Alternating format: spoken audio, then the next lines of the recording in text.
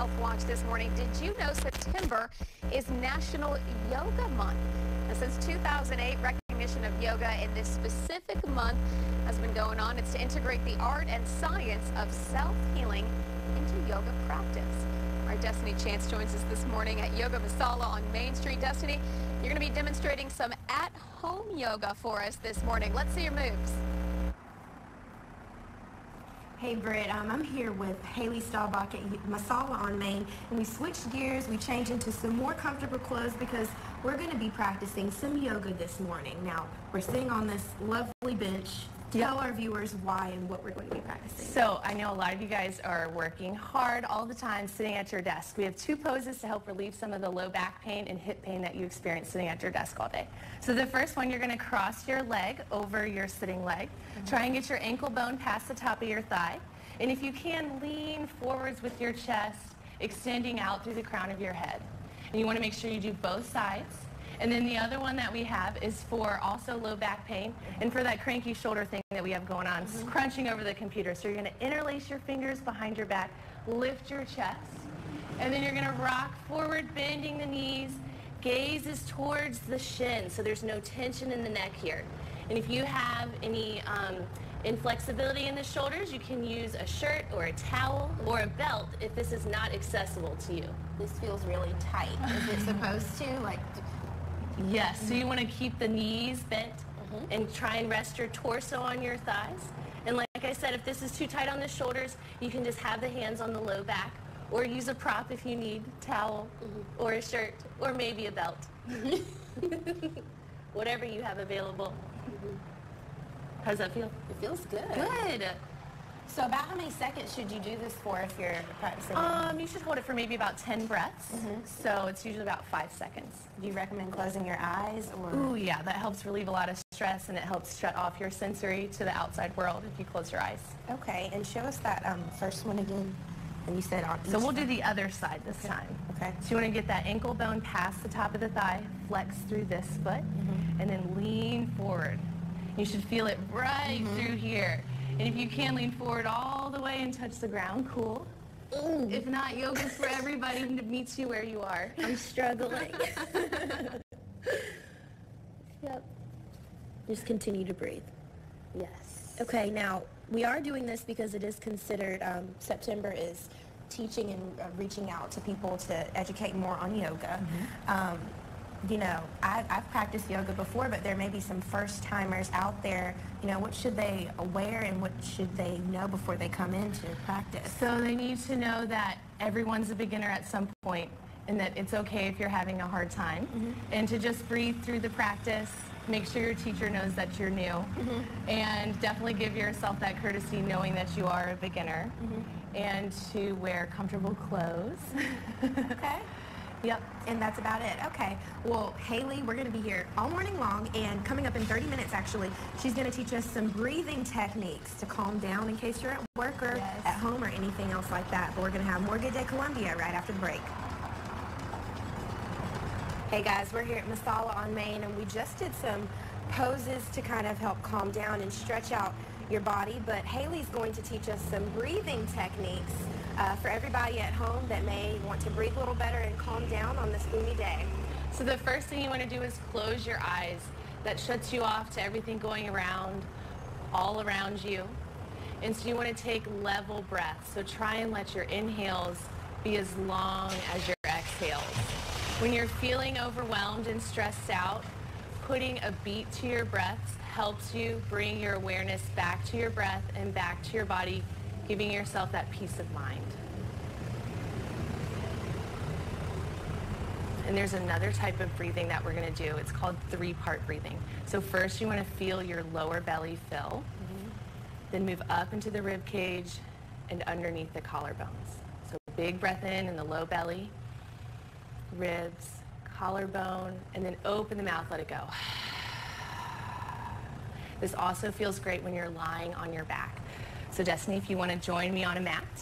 Savannah's over here, and she has one hand on her heart and one on her belly. Okay. This helps bring awareness to your breath, but you can choose any position that feels right to you. Do I do the same thing? Yes, the 3-part breathing. So if you feel, you'll feel the breath first in the belly, and then in the ribs, and then here over the heart and the collarbones.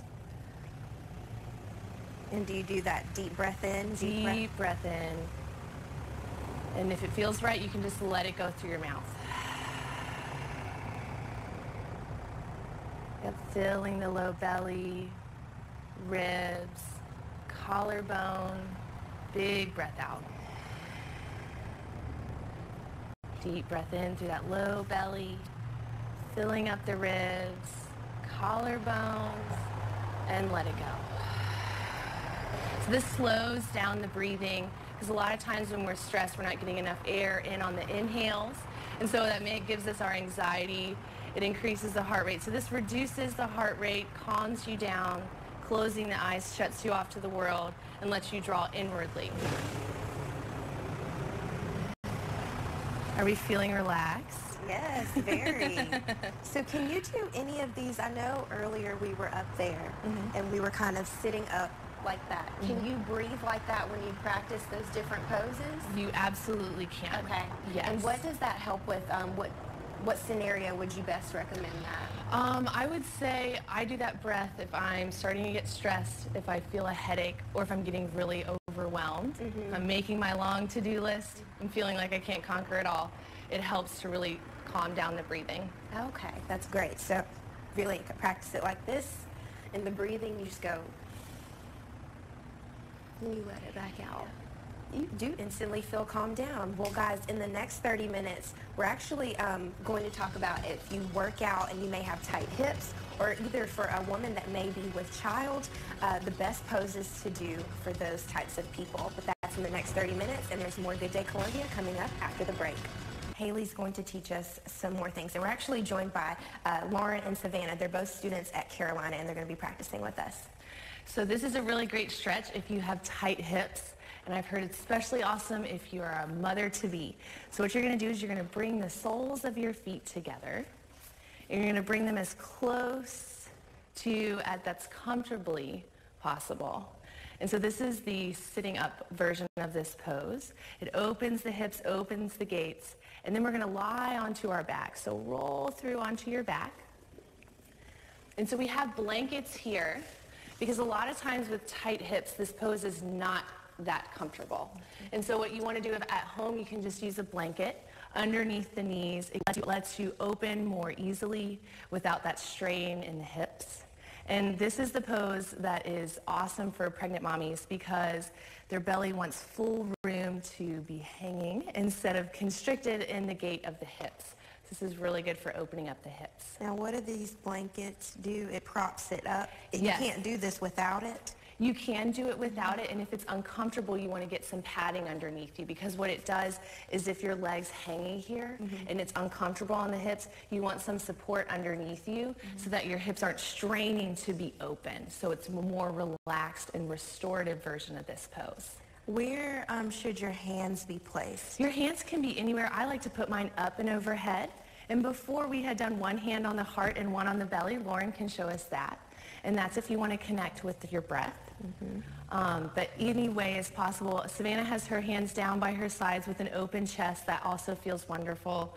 Like I said, my favorite option is arms above the head because it gives me full range of motion with the open chest. Yeah, and then you just practice those breathing techniques. Yes, the deep breathing is really key here. It helps open up those lines in the hips. And can you remind them really quickly just how to breathe in and out? So you want to start in the belly, move to the ribs, up to the collarbones, and it feels really good to just let it go through the mouth. Okay, thank you so much, Haley. Now, coming up in the next 30 minutes, you know, the seasons are changing. We have people that have been getting sick a lot. We're going to do a pose that is best for your immune system. Coming up in 30 minutes, but more Good Day Columbia after the break. Haley is going to teach me a pose that is best for your immune system? Yes, so it's that time of season again. We start to feel yucky.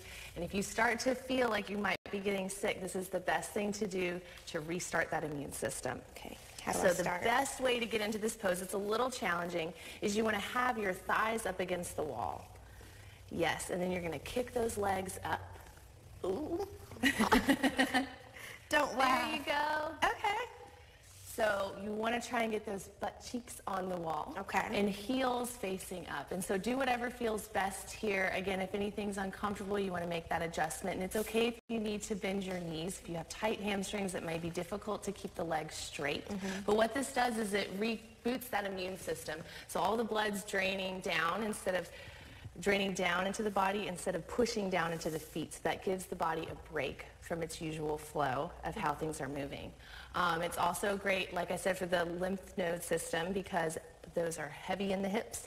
And so this helps drain all those things down, brings the blood back to the lymphatic system. How long should you do this pose and how many times? It would be an ideal situation to do it about 10 minutes, but any time in this pose is really beneficial.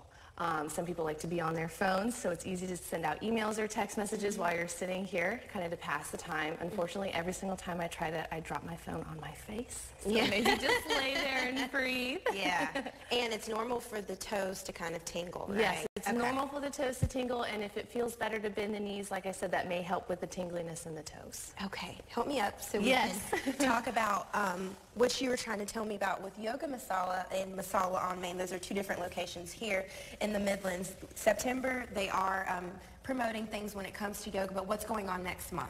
So October 11th in the Convention Center in downtown, we're doing a yogathon. All proceeds are benefiting Palmetto Place Children's Shelter and Achieve Columbia, and all our local studios around here are participating, having teams, doing fundraisers and percent nights all throughout town leading up to that event. And you said that our local leaders have some part in that. Who are those people? Yes, so Governor Nikki Haley, Mayor Steve Benjamin, and President Pastides are all honorary chair members for that event. Okay, that's great to know. Of course, we're going to post that information on our website later on today. But thank you so much, Haley, and thank you so much, Savannah and Lauren, for helping us out this morning. Hope these tips were useful to you all, and there's going to be more Good Day Columbia after the break.